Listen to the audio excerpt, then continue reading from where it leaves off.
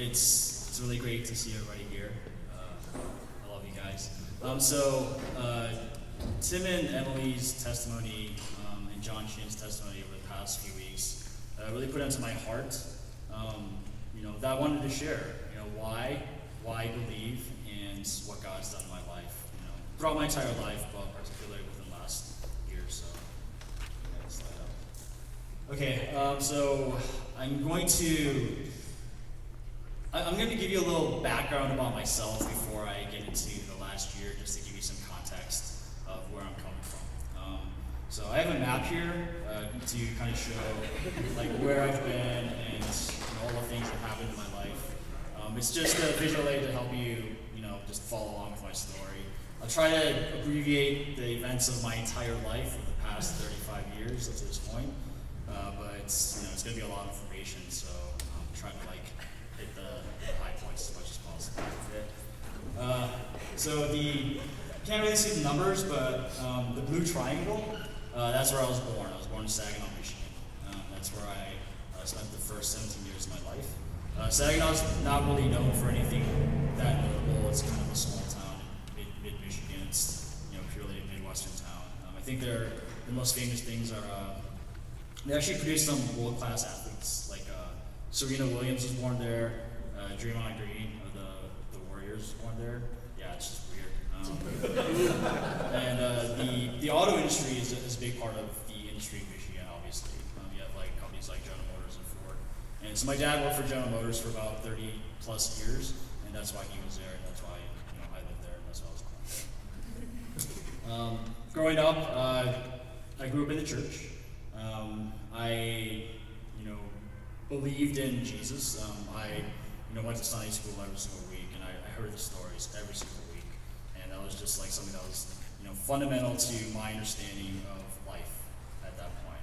And as we'll get to it, I didn't really understand, or it didn't really mean that much to me until I actually encountered the Holy Spirit and learned what true salvation was later on. For the kids, the younger people in this room, you're going to go through life, and so you're going to go through a lot of trials and tribulations.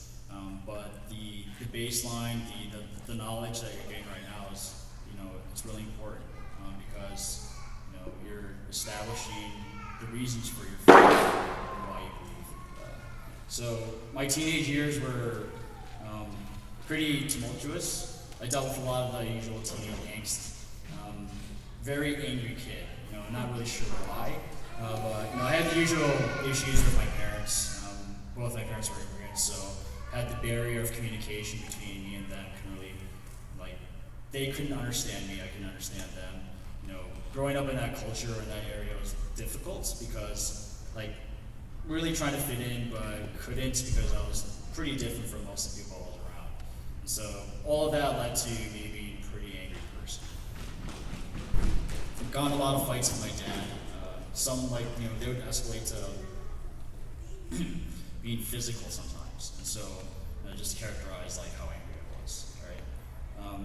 My senior year of high school, they were shutting down all the plants in GM, or the GM plants in Michigan, because obviously the auto industry wasn't doing too well, and so they offered my dad the choice to either retire or transfer to a different plant, which happened to be in Alabama. And so you're going to see there are a couple things that are eerily similar to Director Paul's story. It's weird. He also lived in Alabama, and he came from the Midwest, and he moved to California. That's basically what happened to me, actually. And so we moved to Alabama my senior year of high school. I actually started college in Georgia, at this school called Georgia Institute of Technology, Georgia Tech. I did my first year there. Didn't do well. I was struggling. I still have all the issues from childhood and my teenage years. I was partying, drinking, just doing everything except going to school, and what I was supposed to be there for, because I didn't have direction in my life. I just didn't have that purpose and that focus. Even though I was quote unquote a Christian, it didn't make sense to me. Why am I here? So I'll just have fun while I'm here. Okay. So that was my first year at Georgia Tech. After that first year, my parents, they saw my grades and they were like, "This is, we're not going to support you." All right, rightfully so. So after that first year, I kind of just stayed home and didn't So during that time, it was very not like clear what direction my life was. And so my sister, who was a year younger than me, so right after my first year of college, she moved out to California actually. She went to USC for her first year. About halfway through her first year, she got really sick. And long story short, she ended up having to get a liver transplant. It was a very rare, like recessive disease that affected her liver. So she was out here when that happened. Both my parents were out in Alabama, and they were like, this is our daughter. So they came out to California. They basically lived here for a few months while she got better. And then during that time, they were called to move to California because like all my mom's brothers and sisters are out here, and they've always wanted to live in California. So they basically made the decision, we're going to move here, sell our house in Alabama, then they stayed in California. And then that left me out there. And like I was literally by myself. I was like, this is not good. So I was like, well, I should move to California too. So I came out to California. My parents were going to this church. My uncle Imobu, he was an elder at a church in Orange County, Grace Green Church, if you guys have heard of it. They were very involved with that church, and basically as soon as I got out there, they were like, you need to go to this retreat. And I was like, okay. So I went to this retreat that they had. That church is very big on, gifts of the Holy Spirit. A lot of things that I had not really learned growing up in church. There were a lot of I grew up in a very fundamental Baptist Bible-believing church. They were very conservative, and so things like the Holy Spirit weren't really understood. So I came to this retreat, and I still had a lot of the same anger issues, a lot of the same, clueless direction in my life. And during this retreat, people were sharing their testimonies about why they believe, or like what their struggles were, and like how Jesus helped. And I was like fighting it. I was like, all right, yeah, okay, so what? Then I remember we were in a session and we were just talking about. I don't remember exactly what it was. I think it was related to my sister, and then I just remember feeling, just breaking down and crying. And basically, I just felt an overwhelming sense of peace and a voice that was saying, it's okay, everything's okay. No matter what you've done in your life, no matter what you're going to do, I still love you. And, that was, to me, undeniably the voice of the Holy Spirit. That was the Holy Spirit working in my life. And, it made sense at that point. The sacrifice that Jesus made on the cross, taking away all our sins. I did not have to worry about that anymore. I carried a lot of guilt about what I'd done as a teenager. And so the Holy Spirit rescued me from that at that point. And so that to me, when I was 19 years old, that was like the transforming event of my life up to that point. Okay? I'm talking a lot here, so I'm going to speed it up. So basically, I'm in California at this point, and I was like, well, what am I going to do with my life? I was like, okay, I'm Asian, so I should probably finish college. And then so I went back to university, went to UCSD, and I was very, even though I had a Holy Spirit encounter, I was very immature as a Christian. And so during this time, there were a lot of temptations. When you go to college, there's just so many opportunities to have fun, to basically drink, go to parties, do drugs, all that. And so that's what I did. I had a lot of fun in college, and I continued my ways. And I was seeking something, which I'm not sure what. I just wanted to experience all sorts of things and seek God. That God is out there, He's in the world, and I'll go find Him. All right, and then I'll later realize that was not true. And so after college, I joined the Marines. Next slide. Okay, so now I basically enlisted in the Marines, and in 2008 I deployed to Iraq. Okay? So there's a couple pictures up here. The one at the top left is, I took that from the back of our Humvee during one of our regular convoys. We were doing a mission into town. And then the one on the bottom right, that's actually taken at 11 a.m. in the morning. That's a little darker than it should be. But it's basically showing, we used to have regular sandstorms, and then the sky would just be blanketed. You couldn't see, visibility was like 100 feet, and then it was just blanketed. So it was just a pretty terrible environment. All right, so this is, Mesopotamia area, Iraq. During my experience in Iraq, when we were there, it was, so first of all, we were in an area of Iraq called Anbar Province, which is where the insurgency was really the strongest during that time. And there were, combat casualties every single day. All right, things had gotten a lot better. Well, it's also where ISIS started. Okay, this is the genesis of where ISIS, and the Sunni, basically religious fighters started. Okay, and so during that time, it was pretty confusing, violent, dangerous time. We didn't know what was going to happen at any given points. I just remember when I was there, we had all this training. I was carrying a weapon with me at all times that was loaded. But in the back of my head, I knew that anything could happen at any time. It was outside of my control. And I didn't know how I was going to get through it. But basically, I felt the peace of God the entire time I was there. I just felt like I was protected. And, it's weird. I don't know where I know where it comes from now. It was God, shielding me and then just bringing me peace in my heart. And the reason why is because I had given up my control of the situation, and I had let God just completely control. I was like, okay, God, this is outside my control. I'm just going to leave everything up to you. And so, I got through it. And it was actually ended up being, a pretty positive experience for me. I just felt protected during that entire time. So after the Marines, there's no reason for this picture. Just Forrest Gump is my favorite movie, and then I met Lieutenant Dan. He does not know the badass. So when I got back from Iraq, there's a few more green dots on here. That basically just shows I moved around some more. And during this time, I was pursuing my career. I was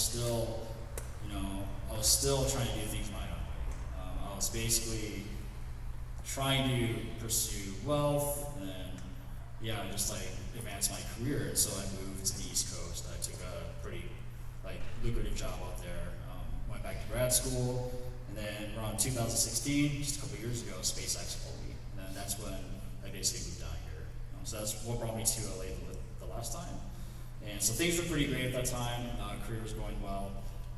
Didn't really have any problems. I was out of the Marines. Next slide. So happiest day of my life. Things were pretty great. This is literally this year. And then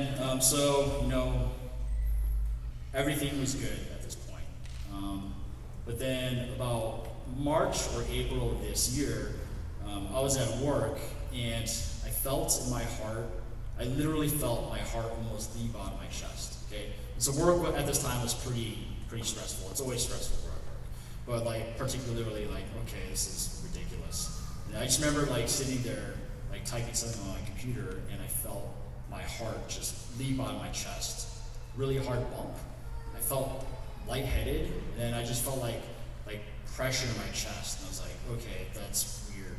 And my initial thought was I'm having a heart attack, I'm going to die. All right, so I went down to we have a security or what do you call it, a clinic or something on staff. We had security, so I went down there, explained what was going on. They called an ambulance for me, and so basically the ambulance gets there. They're like, all right, your blood pressure is 190 over 150. It's something ridiculously high. It's you should probably get checked out. You want to go to the hospital? I said, yes, let's go to the hospital. And so I went to the ER. Basically, they didn't find anything there, and then we just ran a bunch of tests and said, all right, you're not having a heart attack. You should follow up with a cardiologist. So followed up with a cardiologist. They did a whole litany of tests. Everything seemed to be fine, but they did find something. Okay, and then they found what you're looking at here. This is those are basically the spiky things are heartbeats. All right, so normal heart will beat once every second or so. For me, at some point, so this was recorded by an EKG machine. At some point, my heart stopped beating for like 3 seconds. Right, this actually happened like on my birthday earlier this year. It was April 8th when they recorded this. All right, and so the cardiologists, they were like, all right, this could happen for a number of reasons, and so we're not 100% sure why this happened. And this was Cedars-Sinai. These are like some of the best cardiologists in the country. These guys are like the experts in their field. Like they're saying, we don't know why this is happening or why this might happen. Okay, but otherwise you're fine. All right. And I was like, okay. I got all the tests done, and then, but I still was having symptoms. I was having like weird heartbeats. There was pressure in my chest. I was getting like weird things happening to me. All right, and I think I was talking to a Hannah teacher about this, or like explaining like what was going on. I was like, she knew right away. Like this is these are panic attacks. This is like anxiety, and this is caused by like things that she had seen before. And like she profiled me as like, well, I'm the son of an immigrant, second generation, veteran. Like I have all these things that would like lead to this happening. I was like, okay. So I looked more into it, and the more I looked into it, it was like, yeah, that's exactly what I had.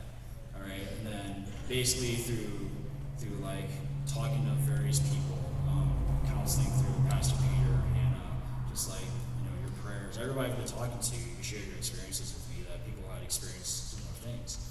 And so I've actually seen a therapist about this. And by the way, therapy is not what I thought it would be at all. It's actually very helpful. Like they take a scientific approach. Seriously, it's like they take a scientific approach, and it's not like psychoanalysis sitting on a couch telling me how you feel. It's not like that. It's helpful if you find a good one. So based off that, I realized that I've been suffering from anxiety, just massive anxiety, worry about the future. Okay, and also depression. That was resulting from the anxiety. And so for my entire life, I had been trying to do things my way, worrying about the future. Always like trying to, figure things out on my own. And so this anxiety was, massively damaging. Like not just me spiritually, mentally, but like physically, it was having these, these results in me. So I've, been experiencing these things still to this day, but they've gotten a lot better. And one thing I want to highlight, the reason why I brought up my experience in Iraq was not once when I was there did I actually fear for my life, but when these panic attacks started happening, I was like, I'm afraid. I don't want to die. And so, like, when you're having a panic attack, you think you're dying. You think you're having a heart attack. You think you're having a stroke or something, and you think about your life. And so I was thinking, why am I afraid to die? Like everything I know about God, about what He wants, the plan He wants for my life. Why am I afraid? If I 100% believe that God has a plan for my life. Okay, I'm not going to die until whatever that plan is, is fulfilled. Like whatever He wants me here for is done. Okay, so and if that's His will, it's perfect. And I'm going to, I shouldn't be afraid. There's nothing to worry about. And so to me, the logical conclusion was, I'm afraid because I'm not living His will. I'm not doing, what He desires for me, which is just completely trusting in Him. So I've been working on that. So I've been getting better at just completely trusting in Him. I think the key from anything else that I'm talking about here is you can't go wrong if you just trust in Him. And like I've heard that so many times in my life, but it's just like, okay, yeah, I mean you can do that, but like I just had such little faith. Alright. And so I think this whole experience happened for a reason. And it's God doesn't do things to hurt us, but He's showing me that this is what He wants, or He wants me to just trust in Him more, and remember why I believe. And so, a couple verses I want to read to you. And these are verses that have been, that have been really helpful for me over the past year or so since this happened. All right, so Jeremiah 29:11. For I know the plans I have for you, declares the Lord. Plans to prosper you and not to harm you. Plans to give you hope in the future. Okay. Some of these other ones, you can, I can say these verses, but you can look them up. Basically about not worrying about the future. How many times is this in the Bible? How many times does Jesus say this? Matthew 6:25-34. Therefore I tell you, do not worry about your life, what you will eat or drink, or about your body, what you will wear. Is not life more than food, and the body more than clothes? Look at the birds of the air. Do they not sow or reap or store away in barns, and yet your heavenly Father feeds them? Are you not much more valuable than they? Can any one of you, by worrying, add a single hour to your life? Verse 34. Therefore do not worry about tomorrow, for tomorrow will worry about itself. Each day has enough trouble on its own. Okay? So I think that last verse is one that I'm living by, trying to live by right now. And finally, so it's kind of hard to see. I saw this image probably about 5 years ago. This is the corniest thing you do at retreat. You write on your postcard and nail it to the cross, your sins or your worries, and just give it to him. And I remember seeing this about 5 years ago, and I remember this rocking me because this was posted. I don't know. I saw on social media somewhere about 5 years on Easter, and basically you can't see it, but the top three words at the top are fear, doubt, and anxiety.